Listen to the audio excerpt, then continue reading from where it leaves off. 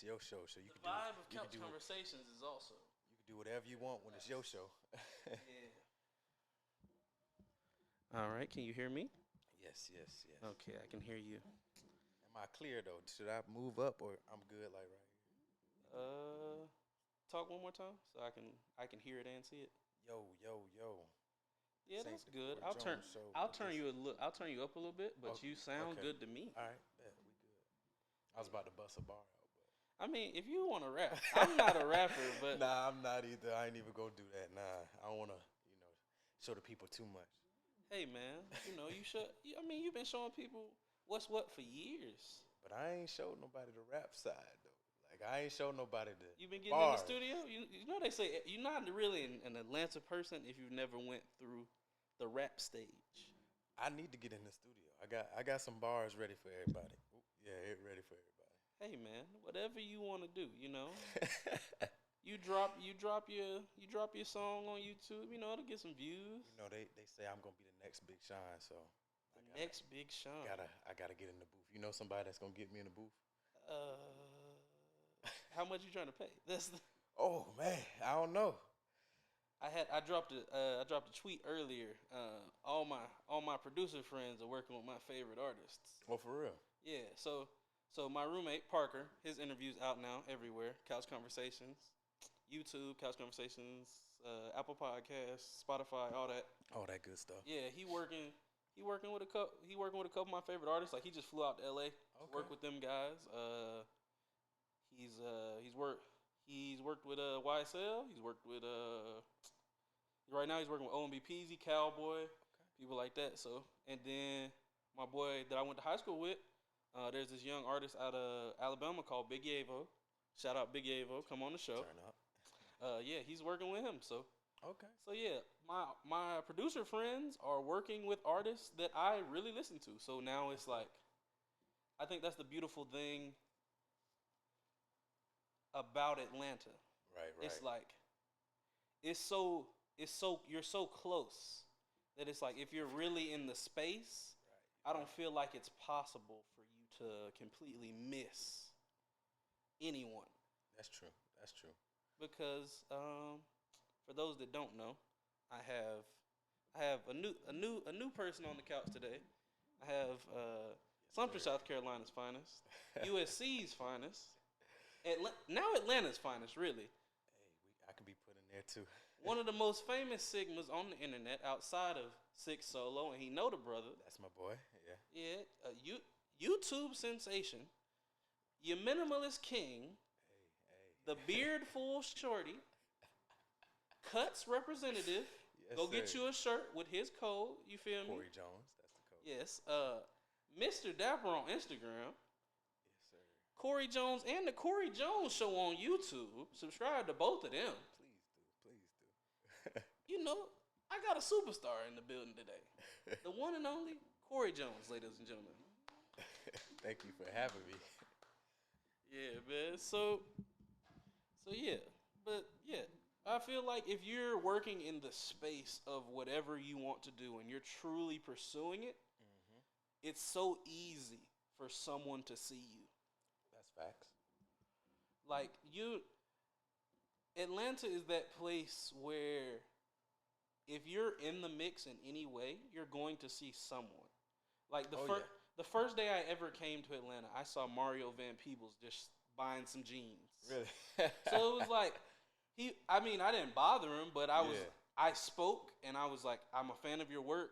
And he was just like, thanks, man. And he went, bought his jeans and got out of there. Yeah. So it's like, and then I went to Morehouse. So it's like people were on campus all the time, just showing up, taking pictures, talking. That's dope. Yeah, man. So it's like, if you're in the mix and you're working, that's why I tell anyone that wants to come to Atlanta, do it. Yeah. Because I don't feel like you can miss. Yeah.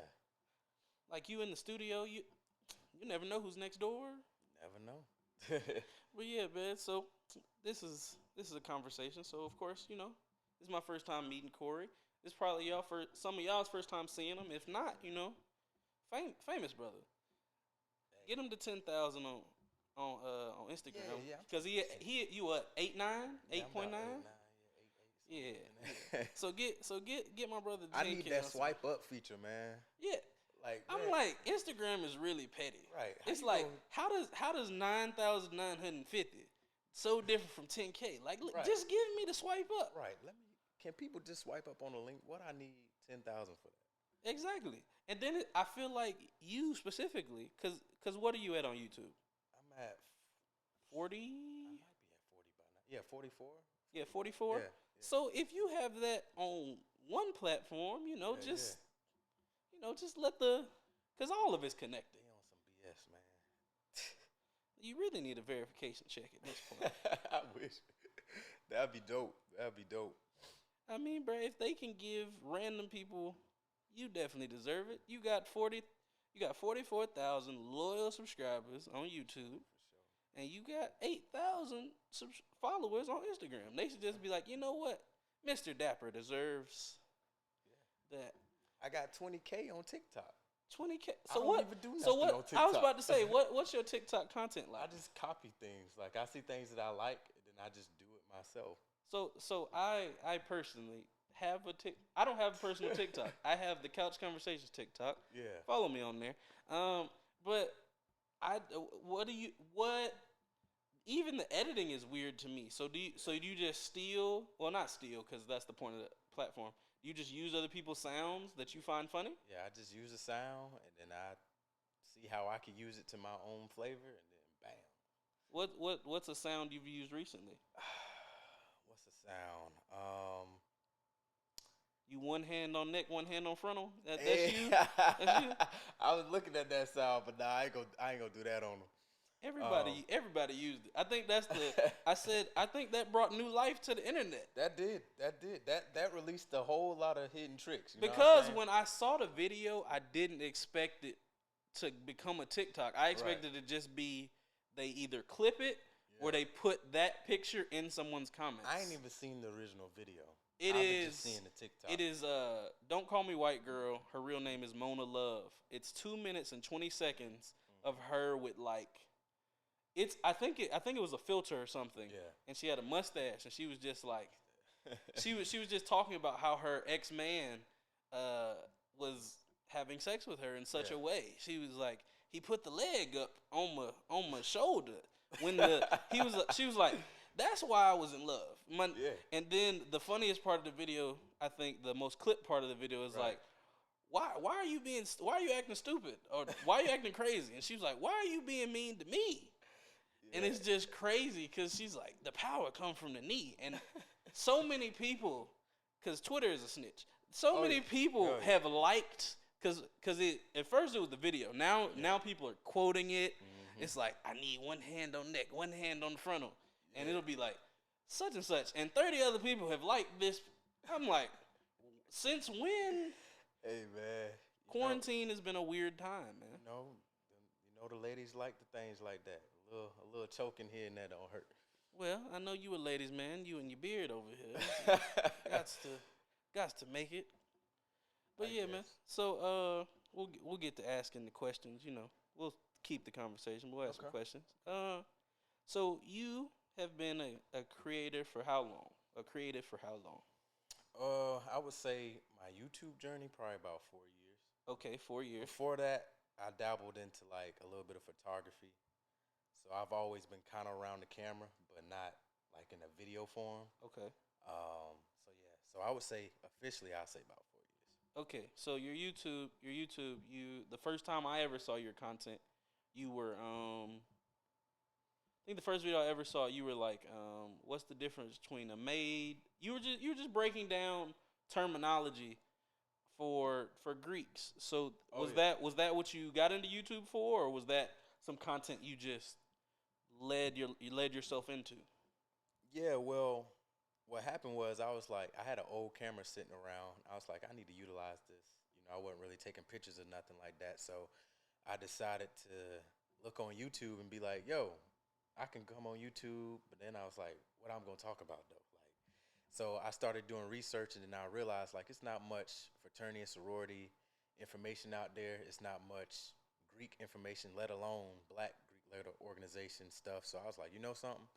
I'm just talk about Greek life, not give any secrets, not give any, nothing that we're not supposed to be talking about, just trying to help people. Hey, brother, I'm just asking you questions. I don't know none of it.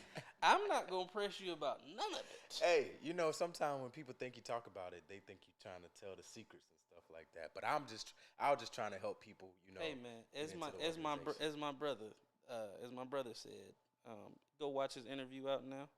DB, he is an alpha from Morehouse. Yeah. He said they're not gonna come beat me. So ain't none of y'all gonna really try and see Corey. Yeah, please don't. Exactly. So yeah, man. So you were telling the things you could tell on the internet to people, and you found that to be your niche. Starting off, yes. Okay, so talk about your transition, because your content now is very different than the content you were putting out then. Yeah. So once I created like 100 videos on that, so I was like, it's only so much that I can talk about, and before it's repetitive and things like that. So I was like, now I'm at a place where I've been editing. I know my style. I know like what the landscape on YouTube look like. So now I can pivot into something else. So that's when I switched into more like a lifestyle channel. So I talk about self-development. Started a minimalism journey last year. I do vlogs about my life. And yeah, so I figured the pivot would, I was trying to figure out what should I talk about, but I just kept it as, a lifestyle channel just for like young people like myself, black men, even black women subscribe to me. Actually, I have a lot of black women subscribe to me. It's actually like 50-50. You have a very comforting voice. So maybe that's what it is. Yeah, it's like I feel like and then your skin is always glowing when you're on the camera. So it's just like I feel like women would follow a page like you. Okay, well, yeah, it's 50-50, which is surprising to me. So yeah, so you in these new vlogs, you've done a couple of different things than most people would do. Like what? This tiny house that you did. I would like to ask you, first of all, what made you discover that? Obviously, Corey Jones' show, he interviewed the woman, but what made you discover the tiny house, and what made you think that that's something I would want to do for a video or just spend the night there? Yeah, I mean, I discovered it because I randomly was on YouTube and a random video popped up about tiny homes and container homes, and then I went down this rabbit hole of looking at them. I was like, that seemed kind of cool to live in. I don't know if I could do it, but this girl that I work with, the girl that you probably saw on my show, she actually built one. So I was like, let me get you on the show to talk about it and learn about it more. And then after the show, she was like, yo, if you want to stay in it, I Airbnb it out. You can stay in it for a night for free. I was like, bet.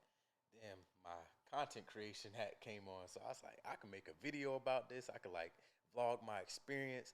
So then I was like, yeah, I'm going to do that. So then I let her know, like, I'm going to be vlogging it and everything, like, put her Instagram, because she have an Instagram channel called Airbnb Money. So she talk about her Airbnb Money? Okay. Yeah, talk about all that good stuff. So I was like, yeah, we can make this a collab, and I benefit from it, you benefit from it. So yeah, I stayed in there, and it was a time. Y'all should check it out. Yeah, go watch that video. What was that, episode 6 of the vlog? I don't even know. I don't know. Probably 4 or 5. It was an episode of the vlog. Yeah. If you go, you look at it, the thumbnail is very creative. You'll see it. Yeah. But so from the video, it looked very small. It looked like if you had laid down, it would only be like 1.5 of you. Yeah. Like from the door to the kitchen. Was it that small in reality? It was small, but it was doable. Of course. I mean, I think doable. You went to college, so doable is very loose. Yeah, you're right. I honestly think somebody can get by in it, but yeah, it was small.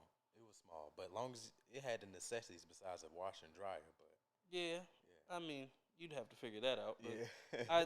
I saw the kitchen. I saw they had the barn door for the bathroom. That's where they put all the money at. The barn door, the little sliding door. Yeah. I was like, is this HGTV?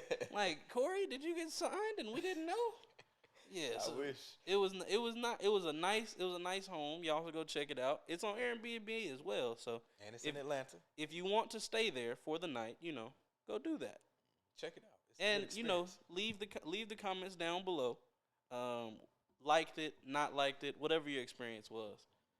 So I would like to say my condolences. I see that you lost a plant recently, sir. I did, man. I did. One of my newest plants at that. Okay, so the one my mom gave me. Okay, so I saw the plant. I saw the plant was breaking. What happened? Did you ever figure that out? What exactly happened, or you just came back to your apartment and it was broken? Yeah, I came back to the apartment and I saw it kind of whimpering over, and I picked up the pot and then I went to touch it, and the leaves fell in my hand. So I was like, "Well, dang!" Did you overwater, underwater? I think I overwatered it. I didn't know how to take care of a succulent plant, so that's the thing. I watered it like the first plant that I had instead of looking it up and seeing exactly what it took. Yeah, plants are different. You can overwater a plant. Yeah, so it's dead. Yeah, well, I'm sorry to your plant. Got to get a new one. Sorry to you. What are you looking for now for plant wise? Probably I just want a standing plant where I could low maintenance. Low maintenance plant. Yes. Get you a cactus, man. Nah. You just get a flowering cactus. I might look into that and let you know. Yeah, get you a flowering cactus. So like, don't get a cactus that's just the prickly. Cactuses have flowers, and then that requires minimal water. Yeah. You just got to put it by the window. Okay. Well, I might look into that. But, flowering cactus. Yeah, there you go. Gotcha. But you see, Corey Jones also enjoys minimalism when it comes to taking care of things, ladies and gentlemen. Yes, very minimal work needs to be a part of the equation. Okay, so as one of your recent videos, you did a tour of I think it's your new apartment. Yeah. Yes. So as a minimalist and living in that lifestyle, what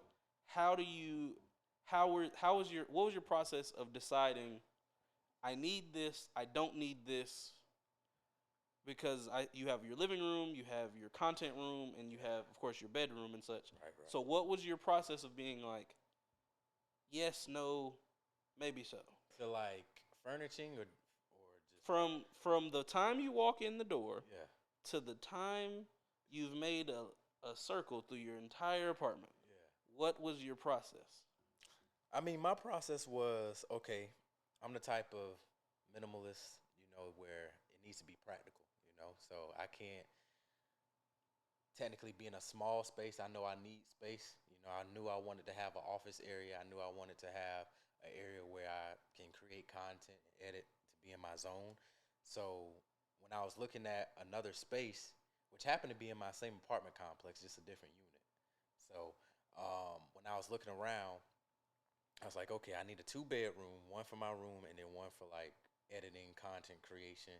And then it just so happened to have a sunroom, so I kind of used that as another area with a desk where I could just plop down for work if I want to. So for me, it also have a dining area, but I really don't use that because I don't have a dining table. I just eat at the bar. You can have my dining room table. Your thing dusty. Hey, you don't be over there either. Hey. Wait a second. You might not need it. Wait a second. That's what I said. You said that you didn't have one, but you would use it if you did. I don't use the one I have. I'm good. Well, ladies and gentlemen, if you need a dining room table in the Atlanta area, it'll be by my dumpster eventually. Grab his, because it's definitely like he got the plates and everything on First of all, those plates have been right there since August of last year. Yeah, look like they ain't moved not one bit, but that's okay. Because it's like, I am a young black male in school. The way in which my eating goes, I'm either eating right here, right, looking at the living room TV, or I'm eating in my room on a table, right, looking at my TV. So it's like, exactly. I don't have family dinners. Exactly. So that's why I don't need a dining table. Hey man, you're older than me. You're 29 this year, 30 next year. You might be entertaining. I can entertain at the bar area. All right. He said, I don't need any stops. The dining room table does not bring enjoyment, so no. It does not. It's only going to be for other people. It's not going to be for me. So therefore, nah, Wasted time and money. and space. Okay. Minimalism 101, guys. See, there we go. He just talked me through his process of dining room table, too much work. There we go. Quick like that. Okay, so you are still working a full-time job, correct? Correct. Okay, and you're in the tech space, correct? Mm-hmm. Okay, so tell me about how it is running your YouTube channel while also participating in a job that is full-time. I mean, for me, my job is 100% remote. So before the pandemic, it was 100% remote. I can go in office whenever I want to. Really didn't have to be in the So office. it was always the finesse. Yeah. So for me, I found a way to balance like work and YouTube and content creation. For me, I'm the type of person where I'm not going to let a 9 to 5 work me to death. You know what I'm saying? I'm a clock in at 9 and I'm gonna leave at 5. Hey, as you should. I'm not really in the space of overworking and doing all that because after that, As you should. that's when my own stuff kick in. You know what I'm saying? That's when I got to work on me and work on and make my own money outside of work. So for me, it's just a balance. So it's not really hard to balance them right now. Granted, we have busy seasons here and there, but it's not too daunting on me where I can't balance the two. So are you at liberty to say what you do? Yeah. I'm I work for a technology consulting company, and I am a corporate recruiter for them. Okay, so what exactly does a corporate recruiter do? For those that don't know, Yeah, I have a pretty good idea. It's two phases to it. You can have an experienced hire corporate recruiter, so someone that's only looking for people that have experience, and then you have campus recruiters that work in corporate recruiter. I'm on the campus side, so I actually used to recruit at the AUC, all the schools there. Okay. Used to recruit there. Shout out to AUC. We've sent a lot of people a lot of places. Yes. I had some great talent from there, so I used to recruit there. I used to recruit at Kennesaw State and Georgia State too, and a little bit of Georgia Tech. But yeah, it's just basically my area of it is just looking for top talent at the university level for internships, looking for students that's looking to get into tech and even not tech with my company to get into consulting. So that's it in a nutshell. It's a lot of behind the scenes stuff to go on, but that's it in a nutshell. Trying to find that top talent to fill the roles that we have available from an entry level perspective. Okay, so since you don't ever have to go in, how intensive is this campus recruiting job? Are you you come and set up at the job fair, or are you we have a meeting Friday at 7 and I'm just gonna break down what the company does and you come if you come. It's a little bit of all of that. When I first started, it was more so like being on campus, making relationships, talking with the career centers, talking to the career center directors and presidents of the universities to try to get our name out there as a company, talking to students and doing that. Then I moved into a role on a team on our candidate management team, so I really don't have to go to campus like that. I still talk with candidates, but it's more so of more virtual. Like I'll be on LinkedIn or things come my way and then I handle it from there. So I don't be at no career fairs or anything like that now. You said that's for the grunts. Nah. But I like career fairs though. I really do. I get invited to a few and I make that decision if I want to be there or not. Okay, so let's talk. We've talked about your YouTube journey. Let's talk a little bit about you as a person. Yes, let's do it. Okay, so growing up in Sumter, South Carolina, Yes, and then going to the University of South Carolina, what was that like? What was your upbringing? Were you a sports kid, at the house kid, a band kid? What was young Corey? I'm gonna let you guess. Well, younger Corey. What you think? What you think? I would say, when you were younger, you tried a couple sports. They weren't really for you. You got 7th, 8th grade, found your niche in either the academic space or you found your niche in a performing arts space. Okay. Then you went through high school. You went through high school doing that, maybe a beta club esque thing, and then you came to college. You had some idea of who you were, but the University of South Carolina kind of opened your horizons just a little bit. You You pledged your fraternity. You got your leadership roles, all that, and then you graduated. You graduated college, started your job, and was looking around like, hey, I used to do photography at some time in that little time frame I just ran through, and you were just like, okay, let's try this YouTube thing, and then you're here today. Okay. I mean, you hit some of that on the head. I would say when I was little, I've always been an outdoors type of kid, outside riding bikes in the neighborhood, playing basketball. Something to South Carolina is small, so it's not much for us to do, but ride trails on our bikes and things like that. In middle school, I played basketball outside. I didn't play organized basketball because I was short. I was short. Okay. I don't know how I grew to like 5'10", 5'11", but okay. Okay. Let's not do this. But 5'10", 5'11". You know your height. Stop it. I'll say 6 feet for the ladies. Okay. But I'm not go for the internet out there. Every adult knows their height. Like, they have a very good idea in their mind what their height is, and they probably gonna add one. So Corey is probably actually 5'9" and a half. I'll say I'm 5'10". Okay. I'm 5'10". 5'9" and a half. I ain't gonna flex. But it was 6 foot 2 seconds ago. That was his roster height, not his real height. So ladies, don't get tricked by the roster height, not the real height. With Air Force Ones on, I'm 6 feet. Okay, but flat foot in the socks. But anyway, in middle school, I played basketball like outside and everything. But church league. Yeah. You was a church league basketball kid. Not in middle school. But wait, you said not in middle school. Not in middle school. That was later on in life. But I joined band. I played the saxophone. You know what I'm saying? Shout out the saxophone. Played that till like 10th grade in high school. The best instrument. High school ran track. You was good? Nah, I wasn't that good.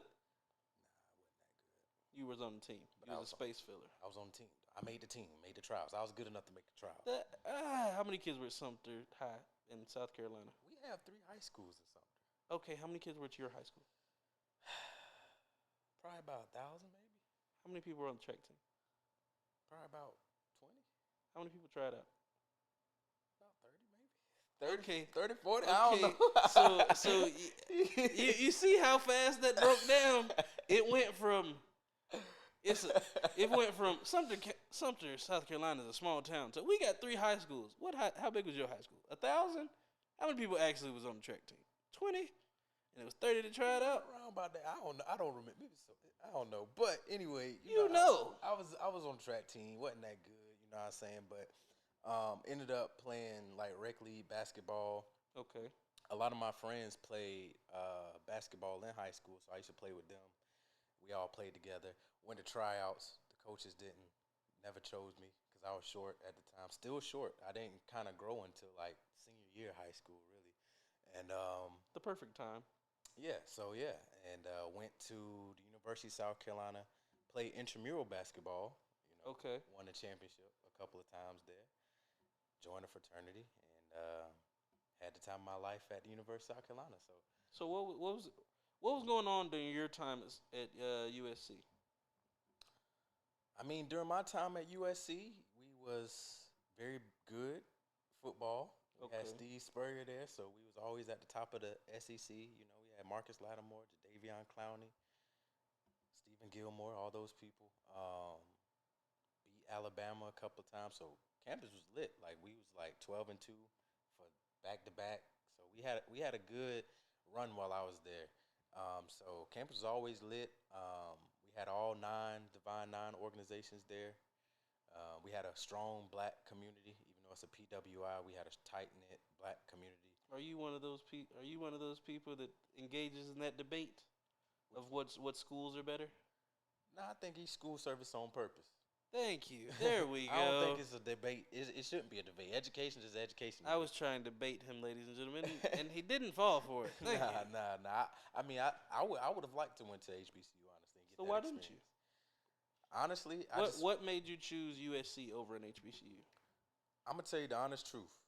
The honest truth is Sumter, South Carolina is majority black. I went to majority black high school, so I was like, I need to try something to get me out of my comfort zone. I'm not used to being around white people. I'm not used to being in a classroom full of like white people. So I need to get out my comfort zone and challenge myself a little bit. So I was like, the only way for me to challenge myself is if I put myself in a space where I really have to be like, dang, this ain't what I'm used to. You know what I'm saying? So when I got on campus, it was a culture shock. I mean, you went to an SEC school, so yeah, it was gonna be it was the people. It was a culture shock, but at the end of the day, you know, I knew that's what I needed to try to get me to where I needed to be. So you were from a black town, black school. Yeah. When you went to USC, what was that first tailgate like for you? First tailgate where, you know, people painting themselves and the chugging of the beers and the shotgunning. I mean, this is the thing. At USC, you have, like, your white frat yards and tailgates, and you have the black frats with the tailgates. So I used to go to everything, see a little bit of everything. Free food. Yeah, free food, you know, but it's That's wild. That's one thing you can never discredit white people on. They gonna share some food on the tailgate. You walk past the tailgate, hey, man. Yes. Why not? The calf is not hidden. It's hot. Yes. Let's grab a beer, kegs, whatever y'all got. We with it. So there are videos somewhere of Corey doing keg stands. It's not any videos of me doing that. No, I haven't. That you know of. I haven't. I've done like a little shotgun thing, but I ain't never did a keg. So shotgunning wise, you were good at shotgunning? I would say good, but what was that first shotgun experience like? It was horrible. Cause you know it's two types. You know it's what did you do? How did you? Cause the shotgunning I've done, I've only ever shotgunned a Yoo-hoo, ladies and gentlemen. Okay. But so you key the bottom. Yeah. And then it's coming down and you pop the top. Yeah. So what's the other one? My junk spread all over the place at first, but the other one is the one where they have the little thing and they pour it for you. You got the tube and you just shotgun that way. And whoa, that's a shotgun. That's what they call it. I didn't know that's what it was called. I thought that was some weirdness. Because they pouring it through the same funnel they put gas and like oil through. Nah, they got actual shotgun funnels. All right, that's what you think. Hey, they bend it so it don't until you ready, and then boom, you good. Yeah, they ladies and gentlemen, I don't trust these funnels. I would need to see that funnel come out of the pack. Like, I need to see it fresh. I don't need to I need to smell it. Like, I need to be. I think I'm too much of a prude to just be. I feel you. Taking random trust with the funnel. But yeah, I mean, but back to your question, the tailgates was fun, and it's always been like random people out there. We saw Waka Flocka at our tailgates before, just randomly walking around. Had a Waka Flocka's a big dude. Acapella performance on a stand, like from on a him? car. Yeah, just. You were you close or what? Yeah, we was close. Yeah, Waka Flocka's a big dude. I remember the first time cause that's why he used to come to Morehouse. We had Waka Flocka in the mosh. He got in the mosh pit with us, and I got beside him, and I was like, "Stop jumping, you big mother! Like, why are you so large, sir? Bigger than a mug, boy." He's 6 something, and he's solid. solid. 250. Yeah, he's solid. Yeah. Yeah, that brother is a lot. Solid. But yeah, man. So do you have any stories while you were at USC that just stand out, make somebody think USC is a nice place? I need to try it out. Anything like that? Like nice or just like? I mean, nice, wild. Don't incriminate yourself. I mean, I'll tell you a wild story. When I was in my undergrad days, This is pre-pledge, post-pledge. This is post-pledge. We was having a party. It was my boy, one of my Neo's birthday, and his girlfriend's birthday, and she was AK. Of course, we're Sigmas. We just had like this joint party, and it got really packed. And when parties get packed, you try to stop people from coming in. That's what you do. We at USC we had to, because the cops would come quick, so we like had to put a halt on people coming in. And then, like, it was these, like, nope, this group of people came. They didn't go to school or anything. They just wanted to come. They are people. Just people, no students, just locals.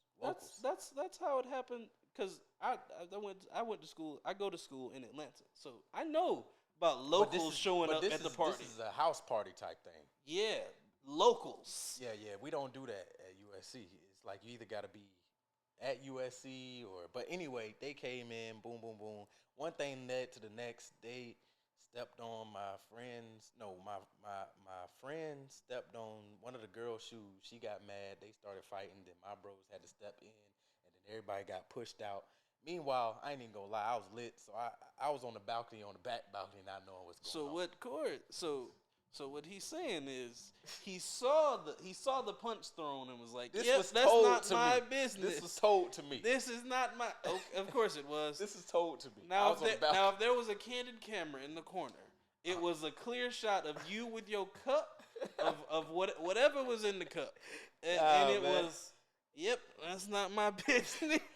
Hey, I was the president at the time too, though. Oh yeah, he was definitely like, yeah, I'm gonna have to talk to our sponsor about this. But I'm gonna tell you what happened. I was on the balcony and I walked in. This is all now. I'm gonna tell you. I walked in and there was this one girl in the apartment. I was like, "Yo, where everybody at?" And she was like, "Oh, they outside fighting." I was Wait, like, you were so lit, you missed the clear out? I missed the clear out. I was on the balcony, like literally, blue juice, everything, just done. So I don't believe it, but okay. You could ask my bros. So I was like, all right, they outside fighting. Let me go outside. As soon as I step foot outside, all I hear is bow, bow, bow. Sound about right. So you're in South Carolina, sir. Everyone has a gun. Yeah, so I'm out. So soon the girl was walking me to the door, she heard the shot. She closed the door on me and locked the door. Wait. So she don't live here. This not her party. She just like, yep, they outside. Right. So we outside banging on the door like, yo, let us in. We just hear bah, bah, bah. So she finally opened the door. We like trample in over each other. So after that, one of my other brothers, he's an alumni chapter. I hate to say this, but he was in the Army. He got PTSD. So he was like, yo, they want to shoot. I'm going to go to the trunk and I'm going to air it out. He's like, nah, bro, don't do that. Don't do that. He's like, I'm going to air it out. So my brother was trying to stop him from going to the trunk because we knew he ain't had just a pistol. It was going to be some repercussions. So he was like, man, I can't stop him. He went to the trunk. We in here inside trying to decompress. All we hear is, y'all want to shoot?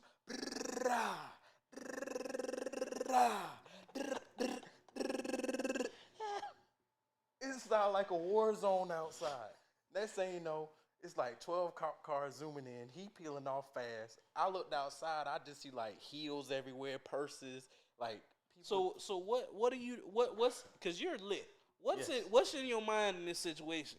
In my mind, everybody was like, I was saying, I'm the president. If anybody gonna get shot, it's me. So I was trying to go back outside. You said that out loud? That's what I said. Oh. That's how you know I was lit. No. I was like, I'm the president. If anybody gets shot, it's going to be me. No. I would say, I'm the president. Everybody get down.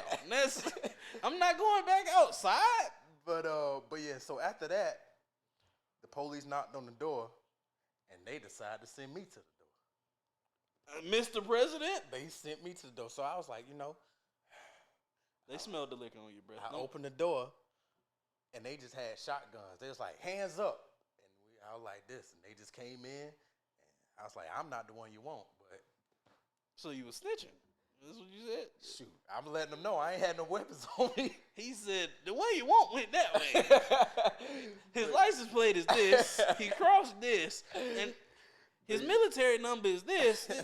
He was snitching. He was like, his dog tags are on the counter. But yeah, man, it's crazy. And then looking back at it, we was looking, they was surveying the apartment, and apparently a bullet came through the window and went through the ceiling because it's like a townhome style. Okay. So what's the post of this? You like the post party. What is this? Because the party is ended. Yeah, they aired it out. They came in with shotguns. Yeah.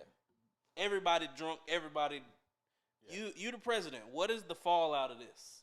Well, let's say Monday morning I had email from the Conduct and Office of Fraternity and Sorority Life. We need to talk to you. Sounds about right. So, we had a conversation and everything, but we didn't get in trouble or anything. How did you avoid getting in trouble? Nobody was hurt. No. I think that might be a PWI story, because if it was HBCU, then gunshots was fired at a known event. It wasn't our fault. We can't control what happens afterwards. Well, what So happens? that means all of y'all stayed Now, together if and somebody- didn't snitch. Yes. Now, if somebody would have got hurt, then yeah. But nobody got hurt. All they heard was some shots was fired. It was on the news, and yeah. But other than that, we got out of that, and the apartment that we was at, they actually didn't have a gate, and a week later they put up a gate. So. I'd put up a gate too if machine gun fire was outside. I remember going on Twitter the day after that, and I just saw people tweeting like the hashtag of the apartment complex. It sound like a war zone out here. They shooting this and that, and I was like, man. Hey, it's nothing like a violent event to get somebody to fix something. For real, man. Because so I stayed in the Morehouse Suites. It's a part of Morehouse campus, but it is not. Okay. It is about 2 streets over from campus, and it is basically its own building, its own entity. The only people that surveil it is the one person that lives there that is an adult as a representative of the school. Oh, man. Yeah, so for the longest time, the emergency exits, let's just say, they didn't work. They were off. Didn't work. They were off. Oh, wow. So there is the two main entrances that you're supposed to come through are in the center of the courtyard. You are unable to see them from the street. Oh, wow. But the emergency exits, there's one on each side of the building. They are glass, and it's emergency exit, sidewalk, Atlanta Street. And you know Atlanta. Morehouse is in the West End. Oh, yes. So these non-working emergency exits with a bunch of black people, they tend to get left open a little bit because it gets to the point where it's like, I'm not gonna get in trouble. Because at first it's like, I'm not gonna do it. Then it's not working. Right. I'm not gonna get in trouble. So they start propping it, and then it wasn't until we had 5 days straight of car break-ins, robberies in the building, people robbed at gunpoint in the building, people fighting in the building with non-Morehouse students, that the emergency exits were turned on. They miraculously they worked with no maintenance. That's some crazy and stuff. Then I was privy to some information because when I didn't feel like going back to my room, I used to sit in the Office of Housing, and I was able to find out these exits worked the whole time. They were just turned off because they got tired of responding to the call because someone has to go and turn a key to turn it off. So they got lazy on it. So the person in the office had on their phone and showed me, yeah, somebody just went through this door at this time. Somebody just went. So I was like, so you mean to tell me this whole time on your phone, you knew they didn't work, but until something dangerous happened, now they want. It was like, okay, they've started fighting and stealing. Let it simmer down. They do it again. Yeah, but no. So that's crazy. It's nothing like violence to get somebody to act right. Not saying violence is the answer, but sometimes when it's not out of your control, it gets shut down. That's facts. All right. So were there any other violent events at USC that you were forced to be a part of, Mr. While you were president or not? Violent? I wouldn't say violent. Nah, that was probably. You didn't have no fights off the Blue Juice? I mean, we had a couple of run-ins with a few organizations on the yard sometimes, but they was talking about your Sigma walks over there. More like stealing their women, but Hey, I don't know what happens at USC. That's what it was. But nah, it was just you have some run-ins with some organizations here and there when you strolling and you might knock a cup out their hand or they in the way and you don't want to move. Sounds very intentional. Sounds very intentional. My LB, you was knocking cups out their hands. John, that's not an accident. My LB John would do it on purpose. Like he'd just be like boom and just keep going. Exactly. Your movements are big. So if you're sober and strolling, you're 3 steps away from this person. You're thinking, if I step hard enough right here, when I swing the arm, because you've been practicing this for weeks, and just to premiere it at whatever event. Yeah. So you thinking in your mind, I know how wide my swing is, but if I overextend, wow, that cup right there. It's like, oh, my bad, bro. My bad, bro. And then, this might be a HBCU thing, but they don't apologize. They ain't never. They have never apologized. Strolling takes precedence over all. That's true. Got to get out the way. They don't care. They don't care the party. They don't care who you are, how old you are. You better move out the way because we are encircling this group of people, and we are going to stroll until this song goes off. And if the next song is something we got something prepared for, do it again. Exactly. Yeah, I don't know about strolling the whole song. I can't do that, but I do. It's parties. Parties never play the whole song. Yeah, you're right. I do a couple of. Well, yeah, you're right. Like it's certain songs that have been ruined. I'm the type where even in undergrad, I ain't about to stroll in no house party. I ain't about to stroll in no club. Oh, wow. Wow, you are the only one. We only strolling on the yard and at events and things like that. But we ain't. No. That's no. Hey, Wipe Me Down has been permanently ruined. I hear the whistles when the song come on. I'm like, where they at? Like you said your brother had PTSD. I have PTSD of them whistles. Whenever Wipe Me Down come on, I'm like, where is it? Where is it? I hear the whistles. It's coming. You know what I'm saying? Yeah. Then don't let them play nasty song. Any of that. I'm just looking. I'm scarred. Cause it's like traumatized. Exactly. Cause I don't know if it's black DJs, Atlanta DJs, or whatever. They'll play these songs back to back. Cause they know. They just like, we gonna have 30 minutes straight of all these songs. Yeah. Dreams and Nightmares ruined. All these hot songs. It's back like that ass up, boom. Oh, exactly. It's like, what is this? Am I finna get slapped by a dynasty sign? What is it? You're right though. You're right. But so you know, you went through USC. You finished up there. How was it at the end? Looking back, do you think young Corey made the right decision to go to USC over HBCU? Looking back, since everything is going well in my life after graduation, I say yeah. I think I made the right decision. You don't think if you had went to a HBCU or another school that wasn't USC, you would have had a similar outcome? I probably would have. You know, my options was either USC, Coastal Carolina, which that was at Myrtle Beach, so I knew I was going to act up out there. North Carolina A&T. Okay. I went to Campus Light, the campus there. Oh, everyone likes GHO. Yeah, but, so that was very high on my list. But yeah, it was out of those three, and I was like, I had some of the most of my friends was going to USC too. Some people that I grew up with. So how far is Sumter from Columbia? 35, 40. Okay, so you were smooth. Yeah. That was the state school everybody was going to. Yeah. It was either that or Clemson, but we don't like Clemson like that. Why don't you like Clemson? Well, I know you went to USC. Did you just not like Clemson your whole life? It's very country up there. I guess I don't know. In the middle of nowhere. Now that is one thing. Clemson is right off the highway, and there is nothing beside it. It's in the middle of nowhere. They have a decent campus, but I wanted to kind of be in the city. Like USC is like in the heart of downtown Columbia. It's a lot of things going on.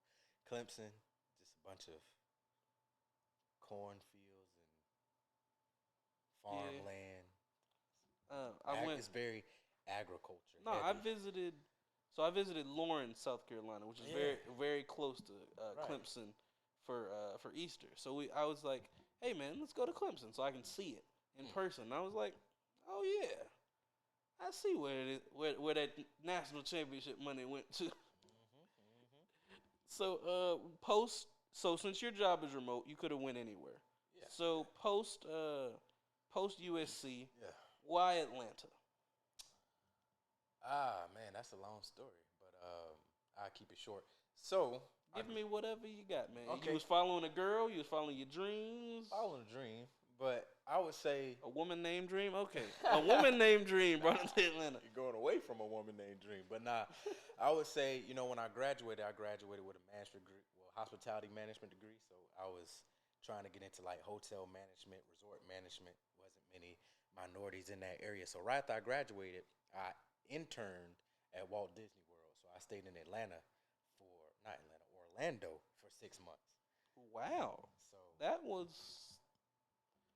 So what was Orlando like when you was there? What was that 6 months like for you? It was lit.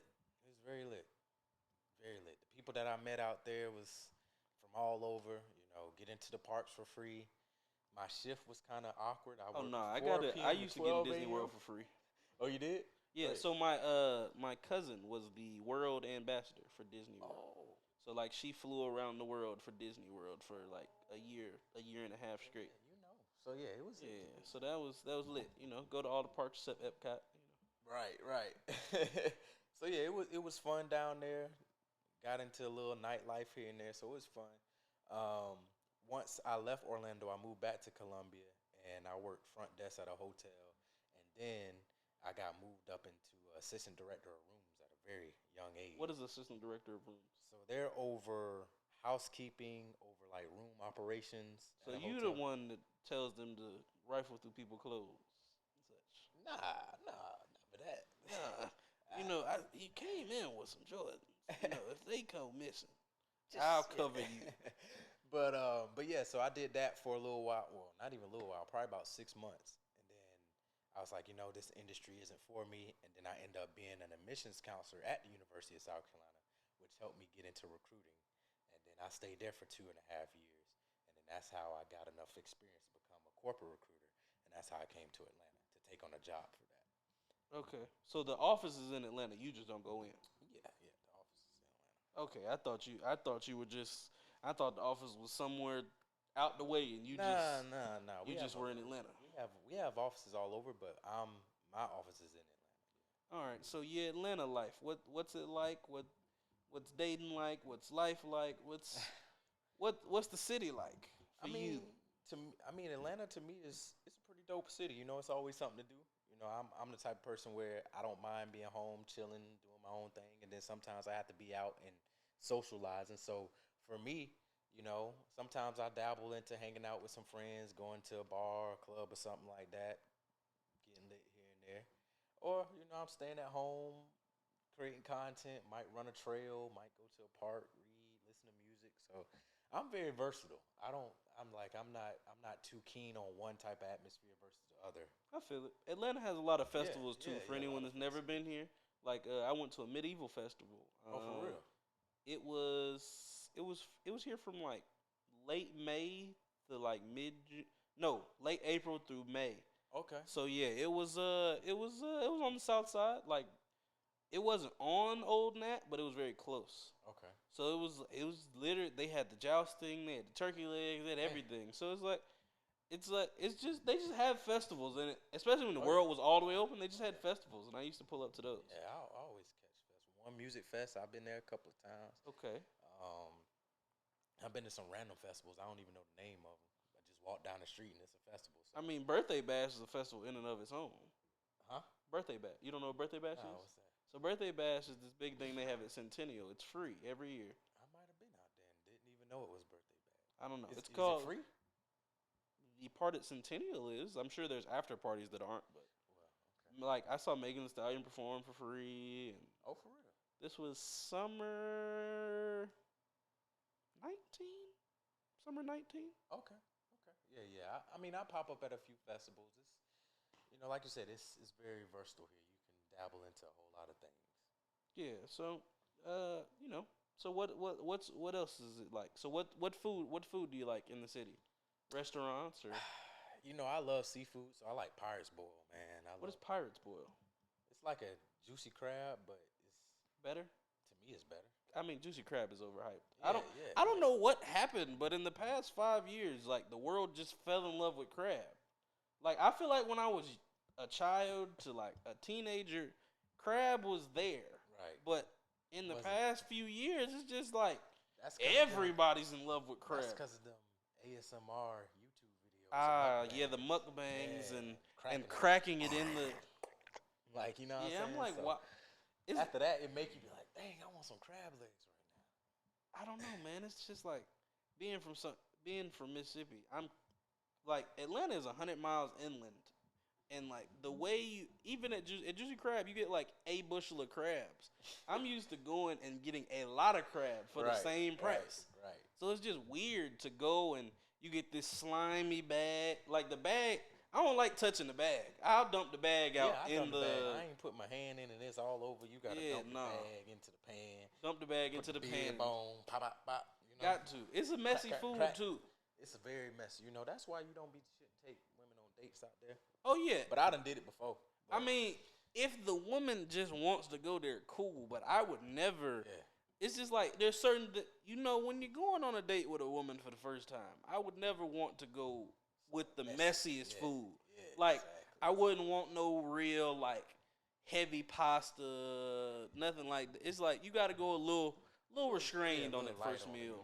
Yeah, you got it. So it's like I'm wiping my mouth regardless, but it's like that pasta it might get in the edge of the beard or something. It's like. Yeah, so Pirate's Boil is one of your favorites. You got anywhere else you like to go? For brunch, I like Miss Icy's. That's my favorite spot. I've never heard of that. What's their best thing? They got this shrimp and grits. Shrimp and grits goes crazy. I love shrimp and grits. Crazy, man. Good. And they have they mimosas hit too, but they also have a dinner. I forgot what I got, but whatever I had was amazing. So Miss Icy's. Oh, they got this rum punch too. All right, so. I'm going to go to Miss Icy's eventually. Please do. And see what they talking about. Good vibes, too. Great DJ in there. Great on Sunday. Looks like my camera died, so the rest of this video is audio. Okay. We're almost done anyway, so it doesn't matter. But, so, Miss Icy's, you like that? Anywhere else? Anywhere else you just... for quick food. You go anywhere for quick food? Like a Atlanta staple type? It doesn't have to be. It's a Corey staple. Quick food, I like Zaxby's. Okay, remind me of home. How does Zaxby's remind you of South Carolina? I don't know. I just like after like in Sumter after like track meets and stuff. Go to Zaxby's get a. What's your Zaxby's order? I like the buffalo chicken finger plate. Buffalo chicken finger plate. Okay. Dipped in tongue torch. So you just no like coleslaw, extra fries. No one likes coleslaw. Extra seasoning. Yeah. And if you're generous, give me an extra piece of toast for free. Oh, they be throwing extra piece of toast like that? You gotta talk to them nice if it's a woman. Be like, you can throw me a nice piece of toast. I do the same thing at Raising Cane's. Hold up. So when you think Raising Cane's or Zaxby's is better? Please don't tell me. I think Raising Cane has better chicken. I'm not gonna lie to you. But as far as variety of menu, variety of sauces, and variety of menu, variety of sauces, Zaxby's has it. But if you just going for basic, the chicken, the sauce, the bread, and the fries, Cane's is cool. I wonder why they don't have one out here. I don't know. That's always my thing. I don't know why Atlanta does not have a Raising Cane's, and it's the weirdest thing ever to me. Because the one and only Raising Cane's I went to was first one ever built in Baton Rouge. Oh, well, I had one down the street. Because the owners went to LSU, and they made that whole thing up in school and made it come into fruition. But it seems like LSU has a lot of restaurants spawned from it, because they have this thing called walk-ons, too. Oh, for real? Yeah, they have a restaurant called Walk-ons. It was 2 college football players at LSU. They used to sell food in their dorm, and then they made the restaurant when they graduated. Yeah, sounds similar to Raising Cane's. Yeah. They just producing all type of LSU. I see y'all. I mean, the people in Louisiana could cook a sock, and I'd try it. Not a sock.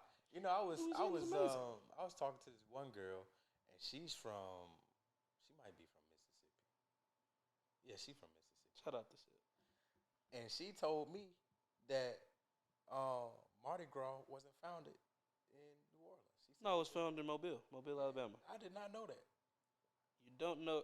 I know it because I'm 2 hours from Mobile. I'm 2 hours from Mobile. They are the originator. I was like, you lying.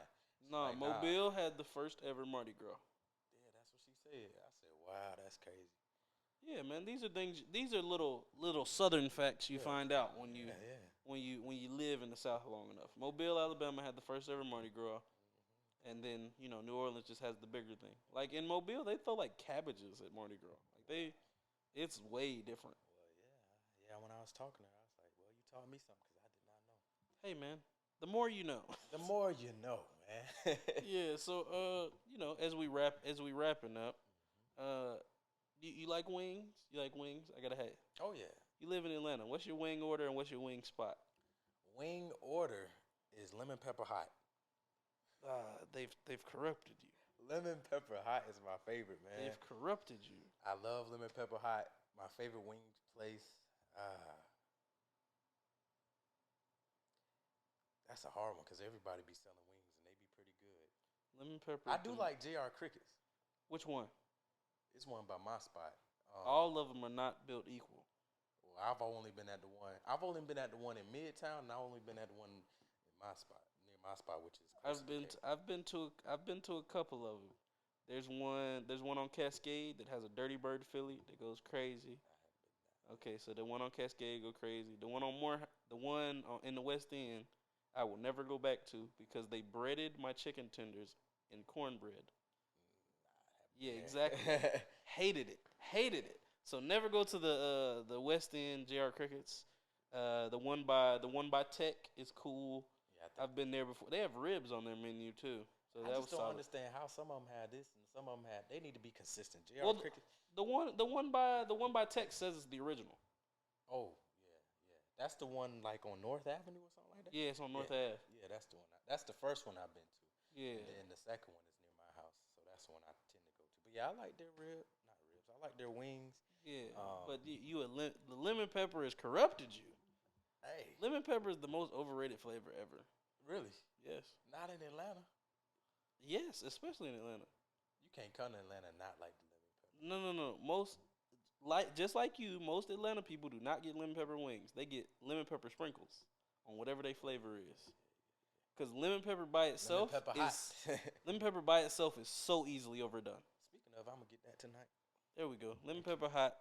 Yes. And what fries, onion rings, what? Fries, hush puppies. Fries, hush puppies, and what? What's your drink? What's your drink of choice? I just started back drinking soda again, so Coke. Okay, you can clean a battery with that. I sure can. So you don't like your teeth. My insides is clean, know that. Hey, whatever you say, man. You know. But shout out the wing spots of Atlanta. You know, that Philly and 5-piece, add the fries with the peach drink on the side, man. It go crazy every time. I gotta add too. I had some wings from Cafe Circle recently. Those is good too. What is Cafe Circle? Where are these places? That's in Edgewood. Okay. Near church. You know the church bar. I know where Edgewood is. Yeah. Joystick in them.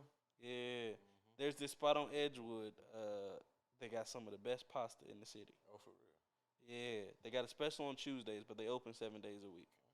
Okay. They closed my spot down at Edgewood. Mothers, I used to love Mothers, man.